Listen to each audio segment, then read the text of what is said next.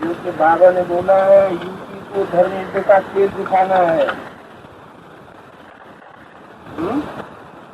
तो दिखाना है, यूपी को धर्म युद्ध का खेल दिखाना है। अब जब यूपी को ही धर्म युद्ध का खेल दिखाना है तो निमित्त व्यक्ति यूपी का बनेगा या बाहर का बनेगा? यूपी का बनेगा। क्या? इसके लिए क्या करना है? विजय वर्ष में पूरी विजय प्राप्त करने के लिए करना क्या है? करना है या अपने आप चलता रहेगा? क्या करना है? क्या करना पड़ेगा? क्या करना पड़ेगा? क्या करना है? हम बच्चों को क्या करना है? हैं? हम बच्चों को विशेष क्या करना है? हैं? क्या करना है? जोर से बोलो ना। योगदान देना है। किसको? बाबा को। विजयंगा बन के बाबा आया हुआ है।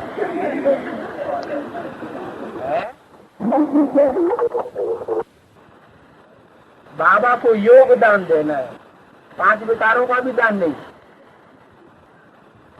बाबा बहुत भोगी बन गया है तो उसको योगदान देना है?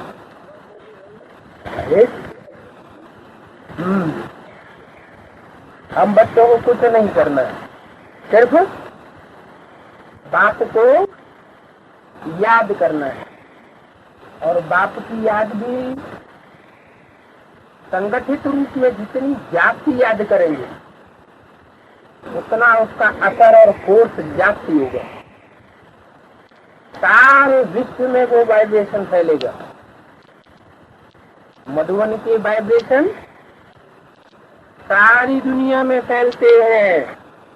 तो जब सारी दुनिया में मधुबन के वाइब्रेशन फैलते हैं, और मधुबन है कहाँ अभी? जहाँ मधुसूदन होगा वहाँ मधुबन होगा। मधुसूदन सिर्फ हवा में होगा या प्रैक्टिकल में साकार में होगा? जहाँ का ज्यादा दूर मधुबन जहाँ होगा वहाँ का प्रभाव क्या होगा? प्रैक्टिकल।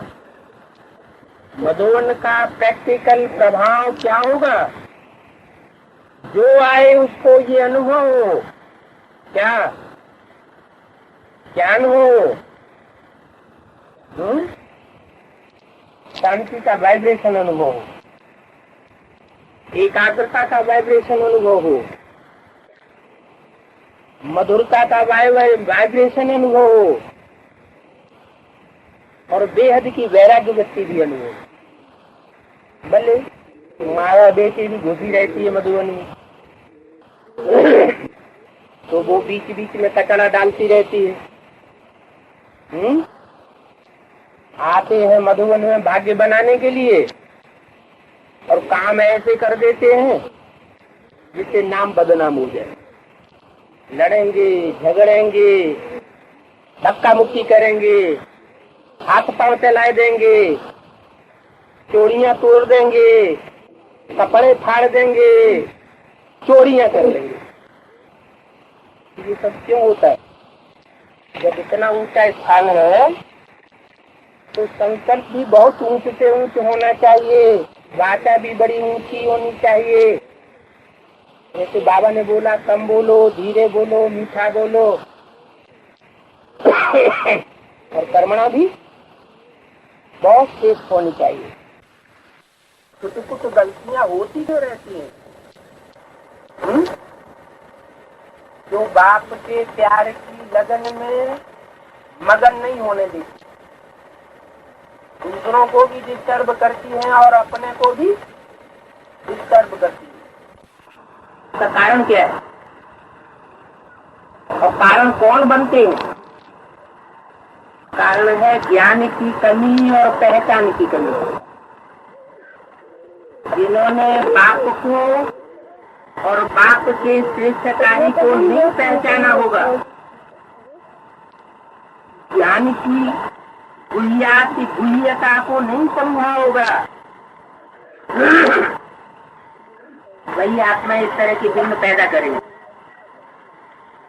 और इन ऐसी आत्माओं को मधुवन के वातावरण में प्रवेश दिलाने के जो निमित्त बनते हैं, लेकर के आते हैं, सिर्फ लेकर ही नहीं आते हैं, सरेंडर भी कराए जाते हैं। उनके ऊपर भी उसका असर पड़ेगा। क्या कहा संबंध में बाबा ने? क्या कहा? मधुबन में बाप के सामने अगर कोई विकारी को ले आवेंगे, चाहे कोई भी विकार क्यों न हो, हाथी का विकार, तो क्या मिलेगा? ऐसी बुद्धि हो जाएंगे। अहिल्या का क्या गैन है? पत्थर बुद्धि बन गई। जो आत्मा ऐसे सिद्ध वातावरण में रहकर के विघ्न बनने का कारण बनती है, वाइब्रेशन बिगाड़ने का कारण बनती है, उनका तो दुर्भाग्य है ही। लेकिन जो लाने के निमित्त बनती है, उनके ऊपर भी आधा हिस्सा पहुंच जाता है, वो तो पाप का है। इसलिए ये विशेष कान खोल करके सुन लेना चाहिए कि जो परमिशन देते हैं या जो पार्टी बनाकर लाते हैं, वो बहुत सोच समझ करके और के देखभाल करके आत्माओं को लाया करें। आज की झूठी दुनिया में झूठे एफिडेविट तो बहुत से बन जाते हैं, समर्पण होने के भी बन जाते हैं, वो कोई बड़ी बात नहीं है। लेकिन अंदर से ये परखना चाहिए कि ये फूल बाबा के सामने ले जाने योग्य है। चलो, बाबा ने मुरली में कहा शंकर जी के, शिव जी के मंदिर में 7 धतूरे भी अर्पण हो जाते, वो तो ठीक है। 7 धतूरे जैसी आत्माएं अर्पण हो जाती हैं, उनका भी कल्याण हो जाता है, संग के रंग से कुछ न कुछ प्राप्ति कर लेती है, वो तो ठीक है। लेकिन जो गुलाब के फूल अर्पण करते हैं मेहनत करके, और जो गंदी जगह में गंदे स्थानों से या कहीं से भी उठाए के आप धतूरे जैसे फूलों को ले आते हैं और नहाए नहीं, धोए नहीं और अर्पण कर गए और चले गए, संख्या बढ़ा दी, दिखावा कर दिया, हमने बड़ी सेवा की, तो बाकी किसका ज्यादा बनेगा? काफी ज्यादा बनेगा। गुलाब और कमल जैसे श्रेष्ठ फूलों को अर्पण करने वालों का भाग्य ज्यादा बनेगा या और धतूरे जिनके अंदर से बदबू निकलती है? क्योंकि जो अपने लौकिक जीवन में बदबू धारण कर लेते हैं, बदबू कही जाती है बेविचार की, भ्रष्टाचार की। जब तक पूरी सफाई न हो जाए उसके वाइब्रेशन निकलते जरूर है। तो ऐसे फूलों को, क्योंकि ईश्वरीय कार्य में अर्पण होते हैं, परमात्मा बाप की ओर से तो मान्यता मिली हुई। बाप तो आता ही है कांटों को फूल बनाने के लिए, तो कहते ही गीत बनवाए हुए हैं, और से गीत बनवाए हुए। भक्ति मार्ग में हम गीत गाते रहते हैं, वो गीत बनवाए किसने है? सेटिंग किसने दी है? बाप ने सेटिंग दी ना।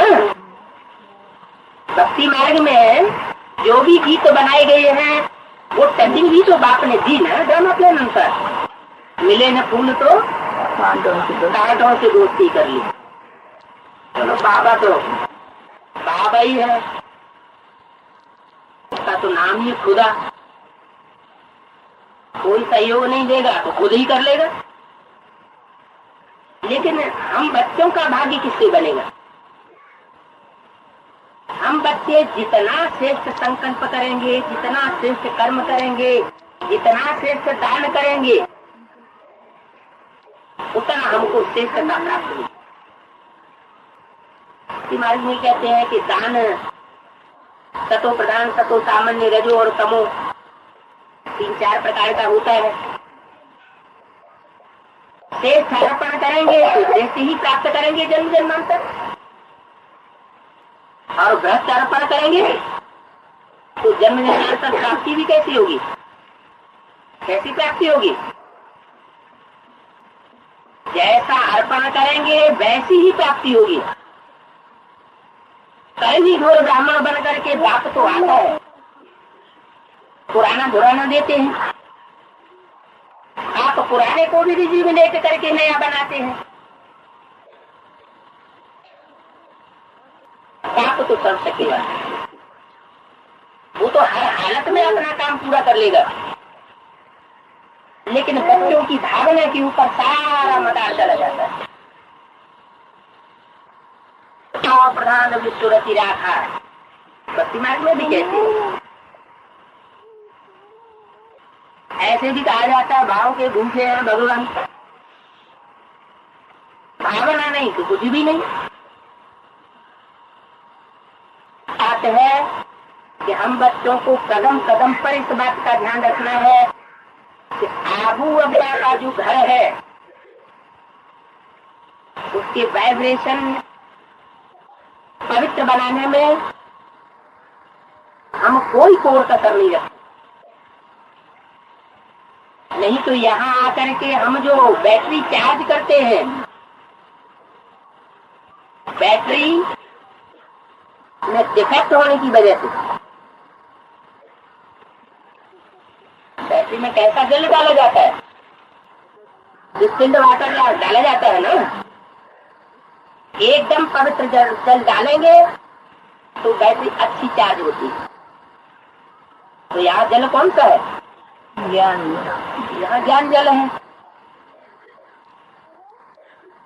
ज्ञान तो बाप से डायरेक्ट आता है, और बाप के ज्ञान के वाइब्रेशन के अनुकूल अगर हमने वाइब्रेशन न फैलाए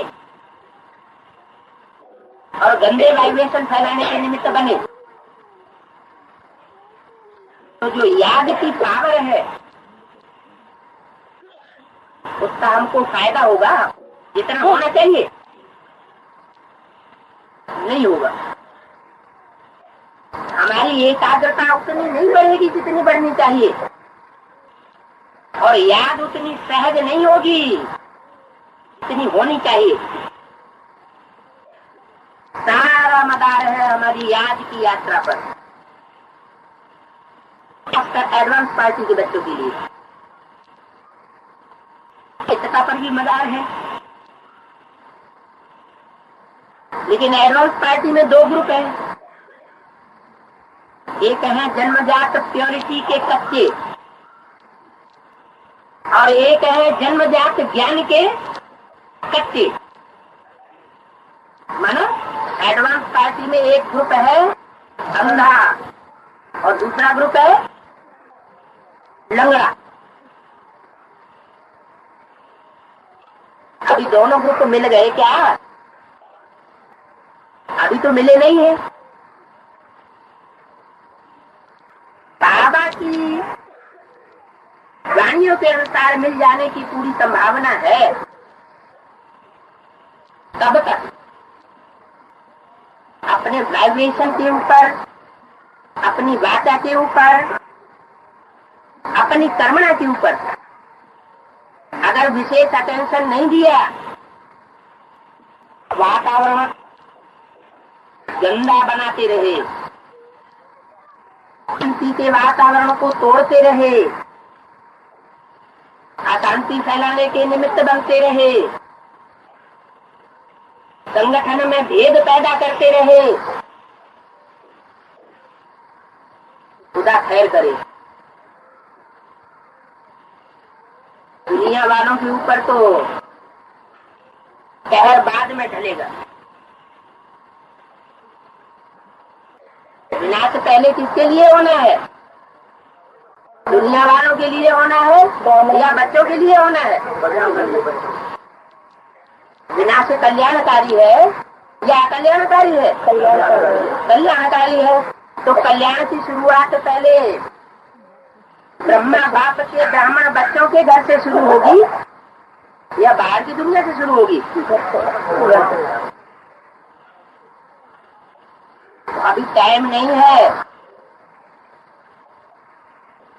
अभी फूंक फूंक के कदम रखने की जरूरत है। न दुख दो और न दुख लो। ये बात तो बड़ी जल्दी समझ लेते हैं, किसी को दुख देना नहीं है तो उसमें भी बहुत से फेल। लेकिन दुख लेना नहीं है, ऐसी तेज अपनी ज्ञान की पराकाष्ठा की बनाना, ये बात भी बहुत जरूरी है। मधुबन जैसे परम धाम सबसे श्रेष्ठ धाम है, ऐसे मधुबन सारे संसार में सबसे श्रेष्ठ गाया हुआ है। इससे ज्यादा श्रेष्ठ स्थान परिवर्तन भूमि कोई होती नहीं है। परिवर्तन भूमि में आकर परिवर्तन के कार्य में सहयोग न देकर और ही हम असहयोग करेंगे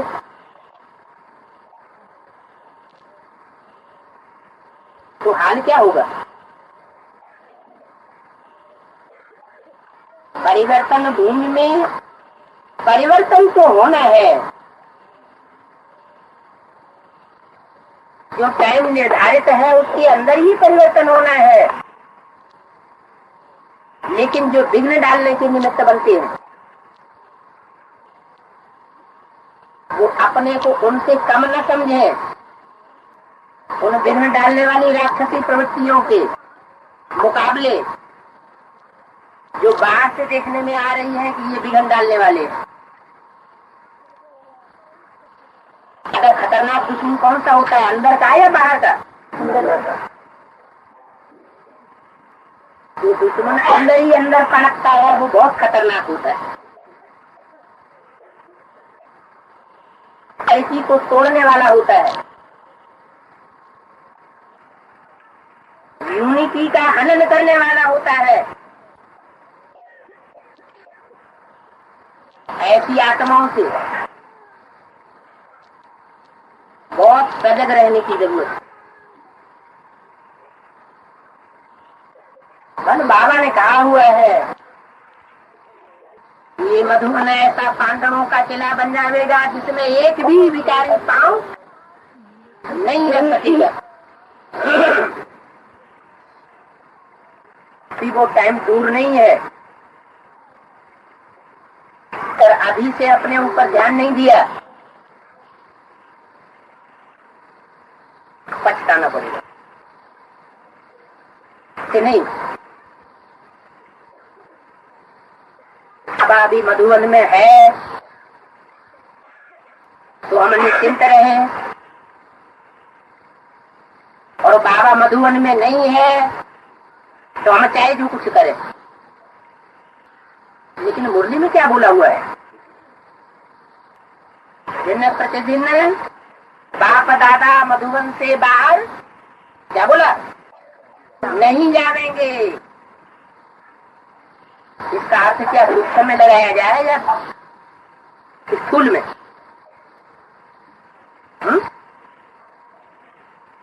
हद का अर्थ है या बेहद का? बेहद का अर्थ का मतलब बल शरीर से न हो तो भी बाप दादा की बुद्धि का केंद्रीयकरण कहाँ रहेगा? मधुबन में। ऐसे बोला कि तुम सब बच्चे अपनों को मधुबनवासी समझो, चाहे घर गृहस्थ में रहते हो, अपने गांव अपने शहर में रहते हो, तो भी क्या समझो? मधुबनवासी। बुद्धि से सदैव मधुबनवासी रहो, तो उनको भी मधुबनवासी कहा जाएगा। और जो मधुबन में रहते हैं शरीर से, लेकिन उनकी बुद्धि बाहर की दुनिया में घूमती रहती है, देह और देह के संबंधियों में, तो वो कहाँ के वासी हुए? वो बाहर की दुनिया के वासी, संसार के बीच साबित हो जाएंगे। अंत में रिजल्ट क्या होगा? उनका अंत में रिजल्ट ये होगा कि बहुत लंबे समय तक साकार में शरीर से मधुबन में तो रहे, लेकिन बुद्धि से बाहर रहने के कारण अंतिम जो फाइनल परीक्षा होगी उसमें कहाँ जाकर के गिरेंगे? बाहर की दुनिया में जाके गिरेंगे। और जिनकी बुद्धि लगातार मधुबन में बनी रही होगी, भले बाहर की दुनिया में रहना पड़ा हो, वो कहाँ आ जाएंगे? मधुबन में आ जाएंगे। इसलिए इस वर्ष अव्यक्तवाणी में क्या बोला? मधुबन वालों को मधुबन छोड़ना पड़ेगा, गीता पाठशाला वालों को गीता पाठशाला छोड़नी। गीता पाठशालाएं कहाँ होती है? मधुबन में, बाहर की दुनिया में। तो वो गीता पाठशालाओं वाले भले बाहर की दुनिया में है, लेकिन वो गीता पाठशाला के टीचर्स और जिज्ञासु भावना लेकर के मधुबन में आते हैं, और मधुबन में आकर के वो दुख लेकर के जाते हैं, दुखी होकर के जाते हैं, आंसू बहाते हुए जाते हैं। दंड कौन भुगतेगा? जो मधुबन के वाइब्रेशन को मधुबन में रहते हुए ही तोड़ रहे हैं, उनके ऊपर 100 गुना 1000 गुना बोझ जाता रहता है। बहुत ऊंची चढ़ाई चल रही है। जैसे पहाड़ों पे चढ़ते हैं, तो जब ऊंची चोटी पे चढ़ते हैं तो एक एक कदम ऊंचाई पर चढ़ने के लिए सीढ़ियां गाड़ते हुए, उसमें रस्सी बांधते हुए बड़े संभल करके चढ़ा जाता है। थोड़ी सी चूक हुई और कहाँ गिरेंगे? हजारों फीट गहरी खाई में, खड्डे में जाके गिरेंगे। अभी पुरुषार्थ की गति भी बहुत गुहिया से गुहिया चल रही है। खास करके पुरुषोत्तम संगम युग कहाँ का गाया हुआ है? मधुबन का, बाहर की दुनिया का। मधुबन का पुरुषोत्तम संगम युग है ही मधुबन के अंदर। जहाँ पुरुषोत्तम है वहीं पुरुषोत्तम संगम युग होता है। तो ऐसी श्रेष्ठ भूमि पर पहले भी बताया कि हम ब्राह्मण बच्चों को बहुत ध्यान देना है अपने संकल्पों पर, अपने वाइब्रेशन पर, अपनी वाचा पर और अपनी कर्मणा पर। अभी नहीं तो कभी नहीं। अब ये लास्ट चांस भी हाथ से निकल जाएगा। बहुत गई थोड़ी रही, थोड़ी की भी थोड़ी रही। ये गायन किस समय का है? पिछले 60 वर्षों का ये गायन नहीं है। ये गायन इस समय का है। एक घड़ी आधी में पुण्याद, तुलसी संगत साधु की हरे कोटि अपराध।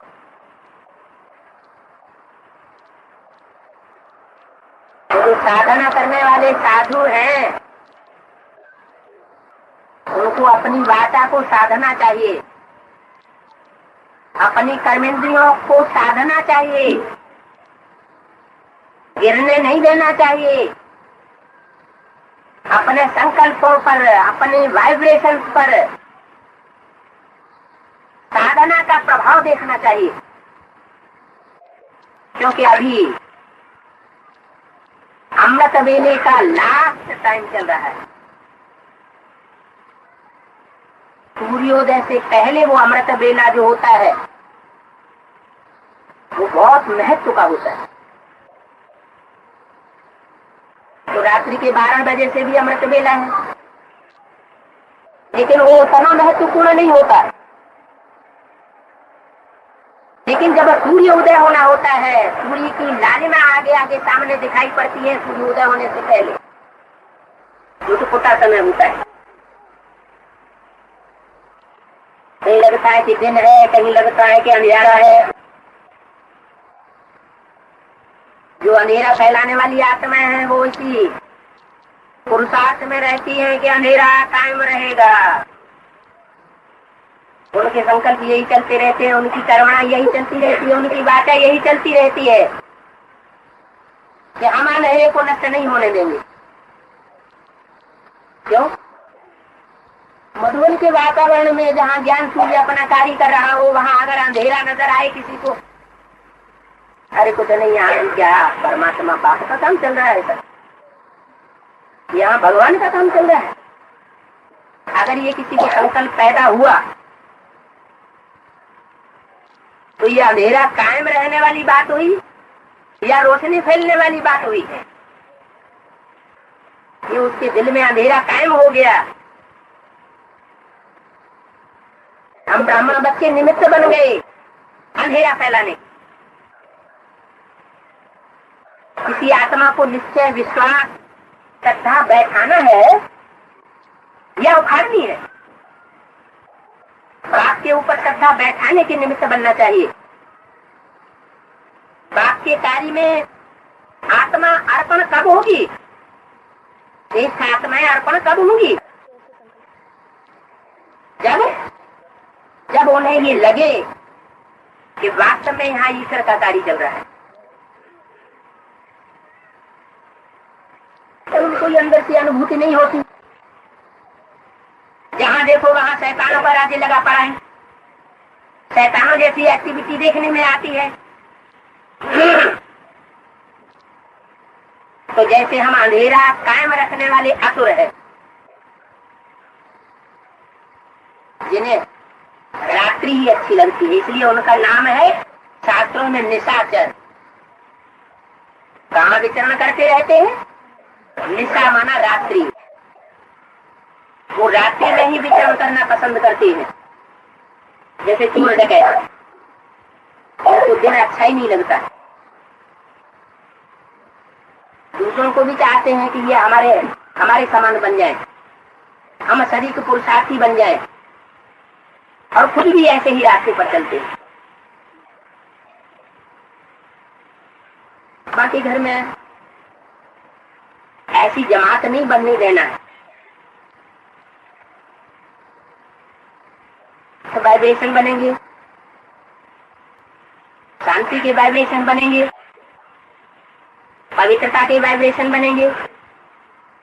पवित्रता के वाइब्रेशन माना एक बाप दूसरा न कोई, इतना हमारा पुरुषार्थ सहज होता जाएगा, अंतर होता जाएगा, परिपक्व होता जाएगा। नहीं तो अवस्था ऊंची होती है, कभी नीचे गिरती है। जिनकी खुद की अवस्था नीचे ऊपर होती है, वो दूसरों को भी नीचे ऊपर करने के निमित्त बन जाते हैं। तो अभी न खुद नीचे ऊपर होना है और न संगी साथियों को ऊपर नीचे होने देना है।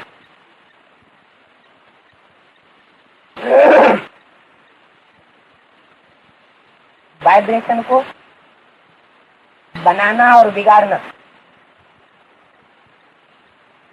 ये किसी और के हाथ में नहीं है।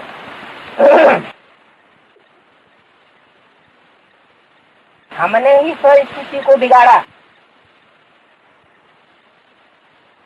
तो दुनिया बिगड़ गई, और हमने ही स्थिति को बनाया तो दुनिया सुधर गई। तो सतयुग बनाना, स्वर्ग बनाना,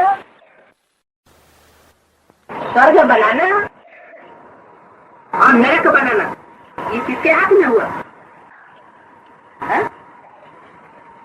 हम आत्मा रूपी बच्चों के हाथ में ये बात है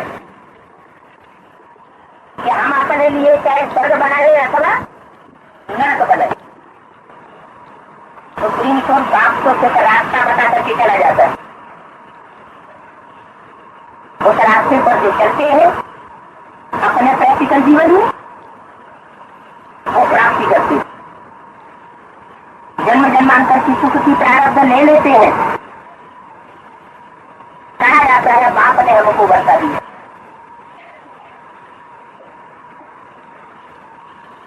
वास्तव में पाप तो ज्ञान का ही वर्षा देता है। सुख शांति का वर्षा डायरेक्ट नहीं देता है, कई का वर्षा देता है। निराकार से कौन सा वर्षा मिलता है?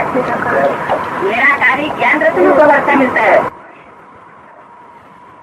लेकिन सुख शांति का जो प्रैक्टिकल जीवन का वर्षा है वो हम बच्चे अपने पुरुषार्थ से ही प्राप्त कर सकते हैं। रावण की तरह अगर ज्ञान उठाएंगे, बस ज्ञान सुनना और दूसरों को सुनाना और अपने जीवन में धारण कुछ भी करना नहीं, तो ऐसों का जीवन शांत बनेगा। जन्म जन्मांतर का या अशांत बनेगा? अशांत जीवन बनेगा। अशांति की दुनिया बनाएंगे और अशांति की दुनिया में भूत प्रेतों की तरह भटकते रहेंगे। लेकिन भूत प्रेतों को कहीं भी चैन नहीं मिलता। जहाँ पहुंचते हैं वहां उनकी पिटाई करके डंडे मार मार करके भगाते रहते हैं। भगाओ भूत, ऐसे उनकी हालत हो जाती है। समय सो रहा है,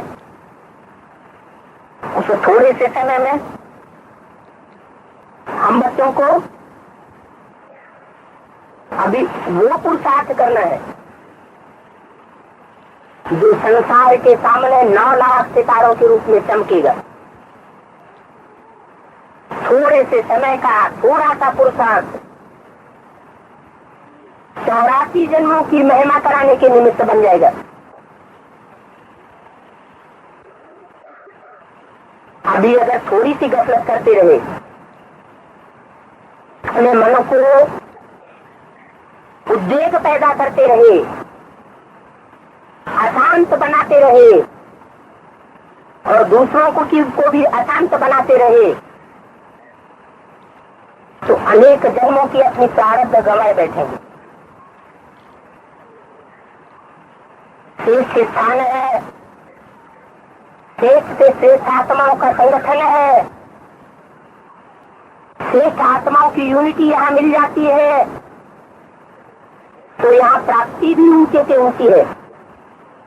और अगर गफलत की तो घाटा भी बड़े से बड़ा है, जन्म जन्मांतर का है। और उस घाटे के साथ साथ सारे संसार के सामने धर्मराज की सजा के भागी बनेंगे, वो अलग। बाप जितना मीठा है, जितना प्यारा है, धर्मराज बाप उतना ही कैसा है, उतना ही कठोर है।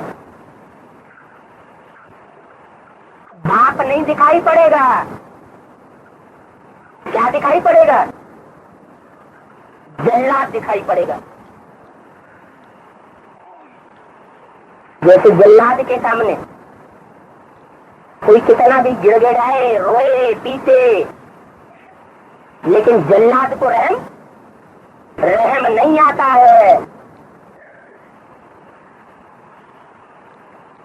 तो खून ही खून कर देता है। उसको भय भी पैदा नहीं होता, तो वो हालत हो जानी है। इसलिए अभी से एक एक कदम ब्राह्मण बच्चों को मधुबन की भूमि पर फूक फूक करके रखना है। बाद में कोई फिर ये कहे हमें तो पता ही नहीं था, हमें तो मालूम ही नहीं था, हमें तो किसी ने बताया ही नहीं, हम तो ऐसे ही यहाँ आ गए थे, तो हम भी देखे आए यहाँ क्या होता है। तो कहने की निमित्त न बन पड़े कि जो समय चल रहा है अमृत बेले का, ब्राह्मण की दुनिया में ज्ञान पूरी के प्रत्यक्ष होने का, और साथ साथ बाहर की दुनिया में भी ईश्वरीय ज्ञान प्रत्यक्ष होने का, वो समय को वरदान मिला हुआ है। क्या वरदान मिला हुआ है? कैसी? इस समय को वरदान मिला हुआ है। नहीं याद आ रहा है? संसार हमारा जन्म सिद्ध अधिकार है। ये स्थान को भी वरदान मिला हुआ है। क्या? अगर श्रेष्ठ कर्म करने के लिए हम हिम्मत करेंगे तो बाप से सौगुनी मदद जरूर मिलेगी। सिर्फ हिम्मत का एक संकल्प करना है कि मुझे सुधर के रहना है। जो कमजोरी बार बार तंग करती है उसके लिए दृढ़ प्रतिज्ञा लेनी है। सिर्फ करना और कराना तो बाप को है। वो करनहार भी है और करावनहार भी है। करा ही लेगा, लेकिन अंदर के दिल से ये भावना पैदा होनी चाहिए कि मुझे अपने को सुधारना है। लेकिन सुधरेंगे कब?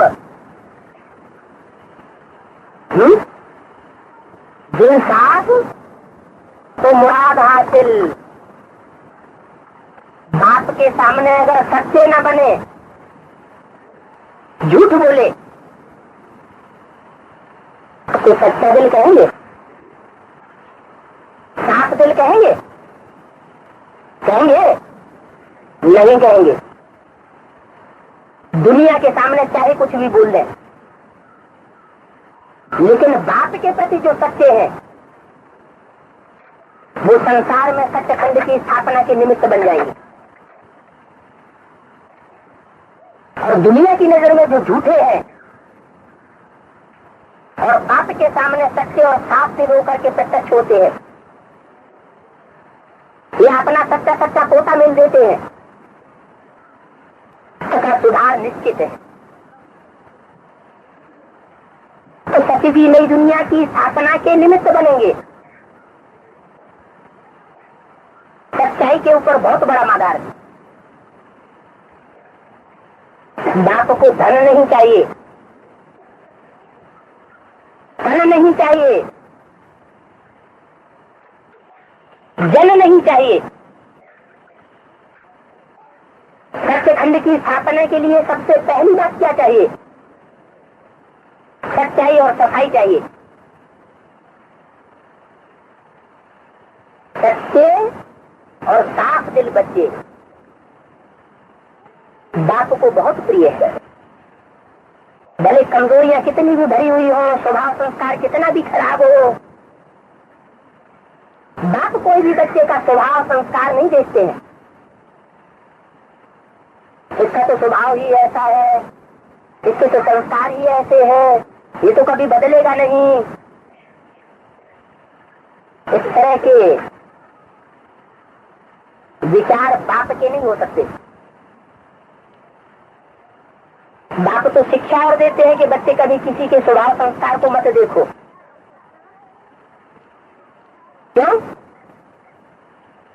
क्योंकि जो स्वभाव संस्कार है वो आज है, कुछ और है, और कल की नई दुनिया जो आने वाली है उसमें सबके स्वभाव संस्कार परिवर्तन हो जाएंगे।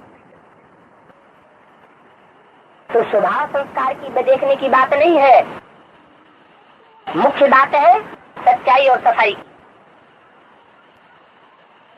सत्यखंड की स्थापना में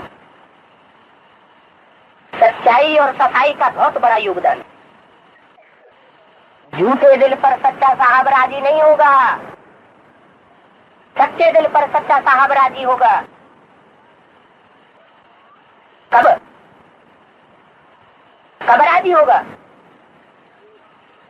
जब मन से जो संकल्प चलाते हैं उसमें भी सच्चाई भरी हुई हो, ज्ञान के अनुकूल हमारे संकल्प हो, और जो मुख से वाचा निकालते हैं उसमें भी सच्चाई सफाई भरी हुई हो, और जो कर्म करते हैं वो भी सच्चा कर्म हो, अपने दिल के अंदर भी लगे कि मैंने ये जो काम किया वो सच्चा काम किया, झूठा काम नहीं किया। इसलिए सत्यखंड और झूठ खंड, सत्यखंड कौन स्थापन करता है? सच्चा बाप सत्यखंड स्थापन करता है और बच्चों के द्वारा कराता है श्रीमत पर। और झूठ खंड कौन स्थापन करता है? रावण। रावण किसे कहा जाता है? जो दूसरों को रुलाता है झूठ बोल बोल करके, झूठ खंड फैला करके, उसको कहते हैं रावण। एक मत पर नहीं चलेगा, न चलाएगा, कितनों की मत पर चलाएगा है? अनेकों की मत पर चलेगा और अनेकों की मत पर चलाएगा, मनमत पर भी चलेगा। क्योंकि अहंकार होने के कारण वो अपनी बात ज्यादा आगे रखेगा,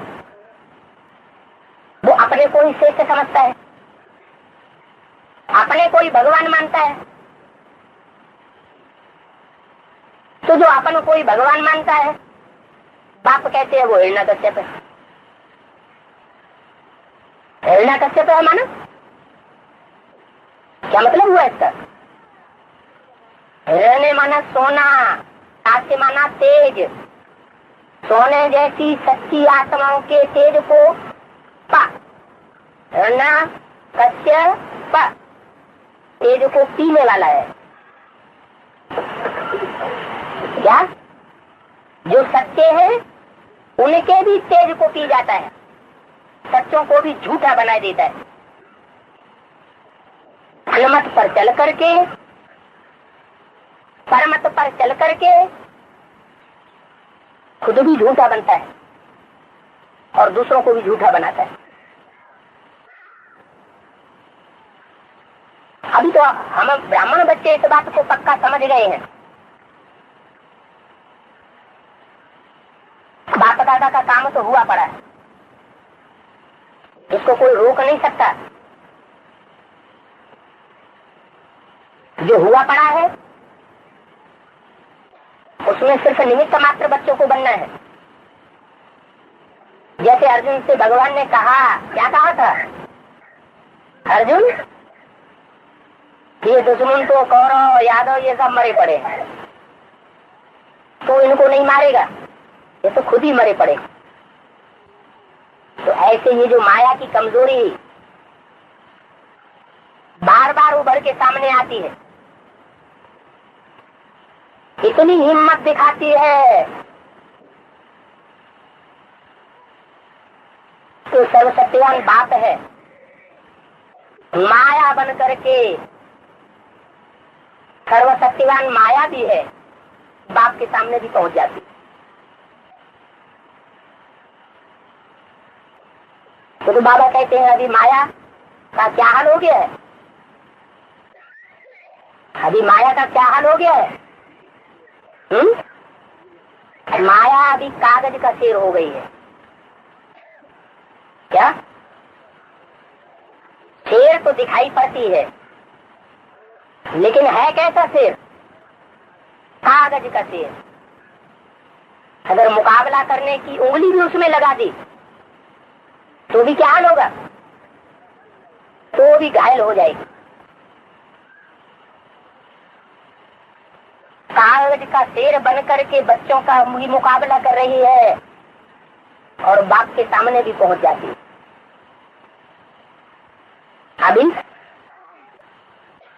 अभी करना क्या है? परिवर्तन। अभी परिवर्तन ये करना है, सबसे पहला परिवर्तन करना है, ज्यादा से ज्यादा टाइम जितना भी मिले अपनी प्रकृति में विस्तार को देखने का।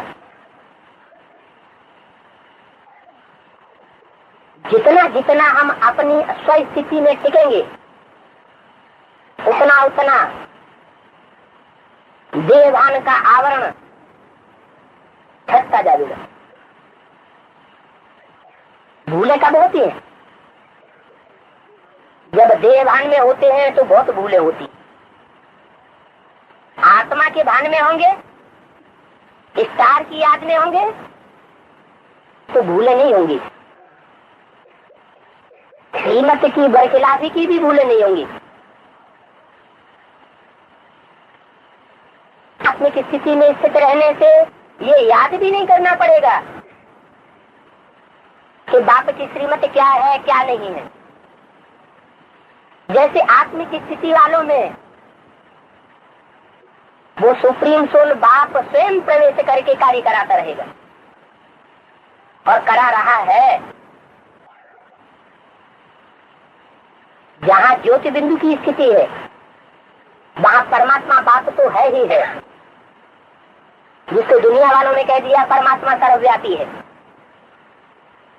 तो सर्वव्यापी वाली बात नहीं है। कौन सी बात है? आत्मिक स्थिति में स्थित रहने की बात है। ब्राह्मणों की दुनिया में, हम ब्राह्मणों के बीच में जहां भी जाएं, हर चेहरे से वो आत्मिक स्थिति दिखाई देती रहे। मायावी संकल्प, मायावी वाचा और मायावी कर्म इनसे बचे रहे। बाप का घर है, आपके घर में हर बच्चे का अधिकार है। कौन से बच्चे का? बेअभिमानी बच्चे का। आत्मिक स्थिति में स्थित रहने वाले हर बच्चे का अधिकार है। बाप किसी बच्चे को नहीं निकालेगा। परम धाम बाप का भी घर है, हम आत्माओं का भी घर है। कीट पशु पक्षी पतंगे जैसी आत्माओं का भी घर है। उस घर में सबको जगह है, लेकिन जगह कब है? जब वो कीड़े मकोड़ों जैसी दुखदाई आत्माएं भी किसी स्थिति में स्थित हो जाती है? शरीर छोड़ करके, देह भान छोड़ करके बिंदु आत्मा बन जाती है। फिर बाप ये नहीं देखता है कि ये कीड़े मकोड़े हैं, ये राक्षस राक्षसियां हैं। बाप तो सबको आत्मा के रूप में देखता है, क्योंकि बाप सुप्रीम सोल खुद भी एक आत्मा है, सदाकाल की आत्मा है। तो जो जैसा होता है अपनी जाति को वैसा ही बनाना पसंद करता है, सारे संसार को वैसा ही बताना और देखना पसंद करता है। तो बाप हर बच्चे के चेहरे से वो रूहानियत देखना चाहते हैं। जब रूहानियत का चेहरा देखने में आता है तो खुशनुमा देखने में आता है। देवान का चेहरा होगा तो तमतमाया हुआ देखने में आएगा, कालिमा देखने में आएगी, आंसू देखने में आवेंगे। चेहरे से ही पता लग जाता है, चेहरे से निकलने वाले वाइब्रेशन से ही पता लग जाता है कि आत्मा आत्मिक स्थिति में है या देवभान की स्थिति में है। ये आत्मिक स्थिति स्वर्ग बनाने वाली है। शूटिंग तो हो रही है। हमारी आत्मा हमारे ही अनेक जन्मों के सुख और दुख की शूटिंग कराई रही है। जब आत्मिक स्थिति में स्थित होते हैं तो स्वर्ग रूपी सुख की शूटिंग करने के निमित्त बनते हैं, चाहे किसी भी युग की शूटिंग करने के निमित्त बन रही हो, क्योंकि सुख और दुख तो हर युग में होता है।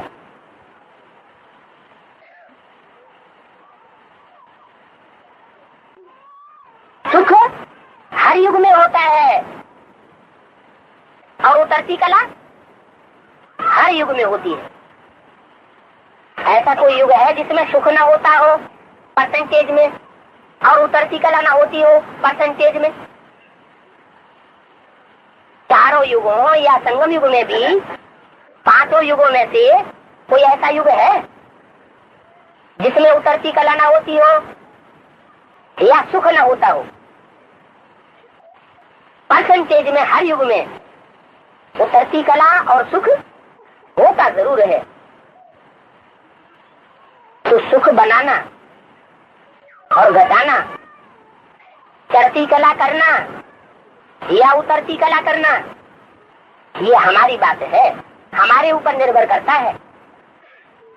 इसमें न परमात्मा बाप कुछ कर सकते हैं, न बाप दादा कुछ कर सकते हैं, न श्रेष्ठ आत्मा कुछ कर सकती है। क्यों? क्योंकि बोला है आत्मा अपना शत्रु अपना मित्र खुद ही है, कोई दूसरा अपना शत्रु मित्र नहीं है।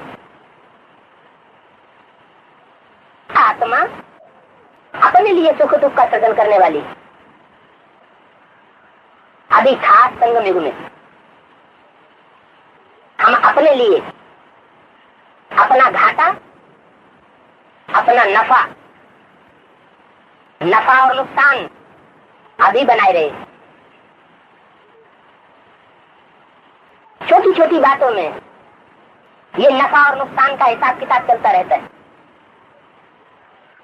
मान लो क्लास हो रहा है और कोई दूर कोने में बैठा फुसफुसा रहा है, क्या नफा होगा या नुकसान होगा? दूर कोने की फुसफुसाहट दूसरे कोने तक पहुंच रही है। जिस जिसके कानों में वो फुसफुसाहट पहुंच रही है उसका वाइब्रेशन टूट रहा है, एकाग्रता भंग हो रही है। तो वो वाइब्रेशन टूटने का या तोड़ने का जो विकर्म बन रहा है, फुसफुसाहट करने वाले और उसको सुनने वाले दोनों के ऊपर वो घाटे का सौदा बन रहा है। छोटी सी बात लेकिन असर बहुत ज्यादा हो रहा है।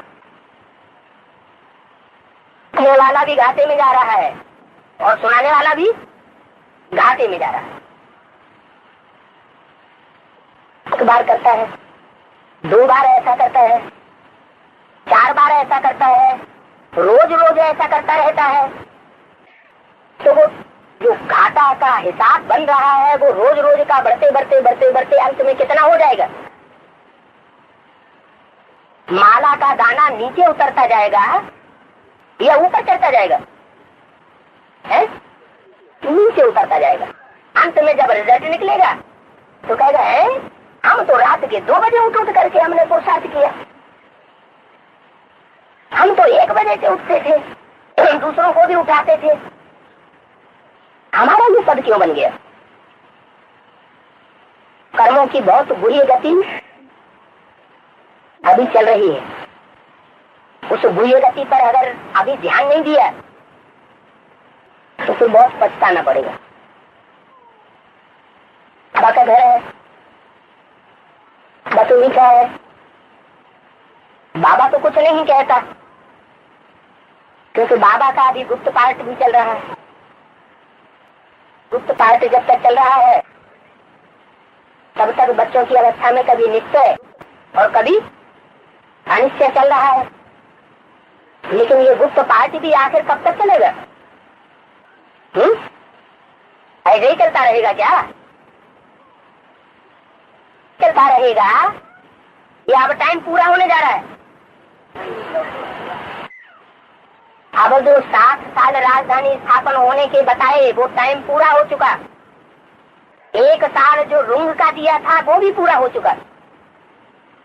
सन 37 से यज्ञ की आरंभ हुआ और सन 97 तक, कौन से 98 तक, 97 तक 7 साल पूरे हो गए और 1 वर्ष रुंग का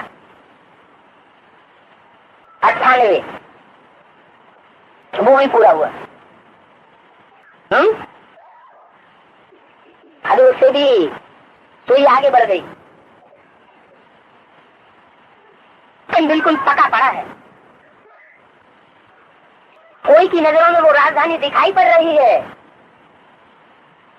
जितने ऊंचे पुरुषार्थी हैं उनको वो राजधानी सामने दिखाई पड़ रही है। वो संगठन दिखाई पड़ रहा है और कोई कोई को दिखाई नहीं पड़ रहा है। तो भूलें जाती किससे होंगी?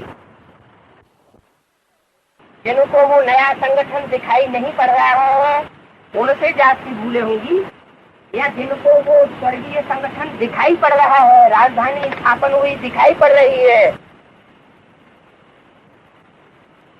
उनसे ज्यादा भूले होंगे। ये अपनी अपनी आंख है, ये दृष्टि का वरदान मिल रहा है, मिल चुका है, मिला हुआ है, कोई को मिल चुका है, कोई को मिल रहा है, कोई को वरदान लेने में अभी भी लगे हुए हैं।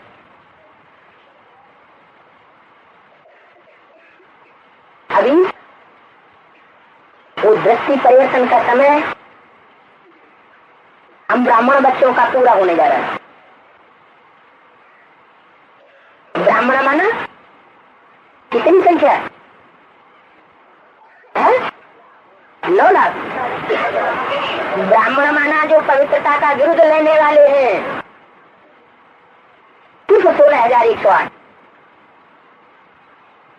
ब्राह्मण माना जो राजयोगी है, प्रजा योगी नहीं, प्रजा तो 9 लाख होगी, लेकिन क्या है? राजयोगी। एक एक बात की, एक एक कर्म की, एक एक संकल्प की गुह्यता को, राज को जानने वाले वो है राजयोगी ब्राह्मण बच्चे।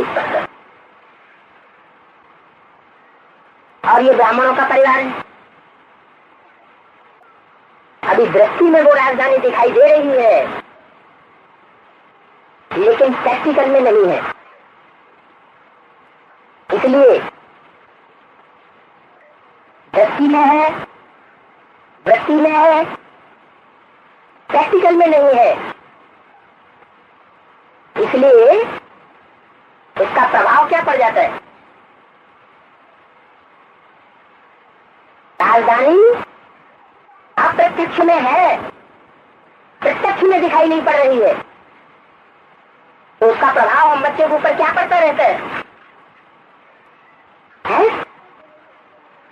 कि हमारी अवस्था ऊंचे और नीचे बनती रहती है। ये अप एंड डाउन होने का टाइम नहीं है।